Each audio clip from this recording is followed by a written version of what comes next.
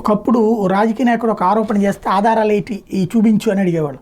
ఆధారాలు ఇస్తే ఆధారాలు నిజమో కాదో క్రాస్ చెక్ చేసుకుని అప్పుడు వార్త రాస్తూ సదరు రాజకీయ నాయకుడు ఇట్లాంటి స్టేట్మెంట్ ఇచ్చాడు, ఇది నిజమే అని రాసి.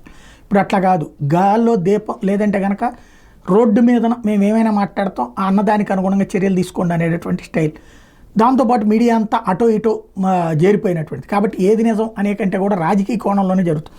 అయితే తాజాగా నమస్తే తెలంగాణ ఒక కోణాన్ని ప్రొజెక్ట్ చేసింది. ఏదైతే బీఆర్ఎస్ తరపున గెలిచి కాంగ్రెస్కి వెళ్ళినటువంటి అరికపూడి గాంధీకి 1000 కోట్ల విలువైన ప్రభుత్వ భూమిని దారాదత్తం చేశారంటూ సీలింగ్ భూమిని ఆ ఎమ్మెల్యే కూల్గా మడత పెట్టేశారు.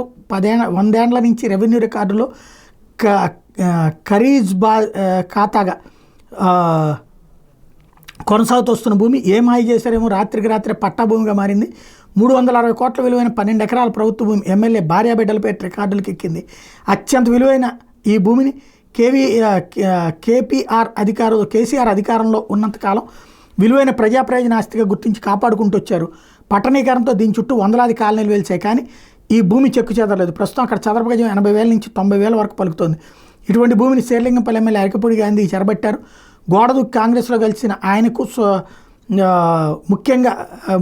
ముఖ్య నేతే పనిగట్టుకుని ఎమ్మెల్యేకి రెవెన్యూ రికార్డులు కల్పించినట్టు చెప్తున్నారన్నటువంటి కోణాన్ని హైలైట్ చేశారు. అరికపూడి గాంధీకి అది ఇచ్చారంటూ ఆధారాలను ప్రొజెక్ట్ చేశారు.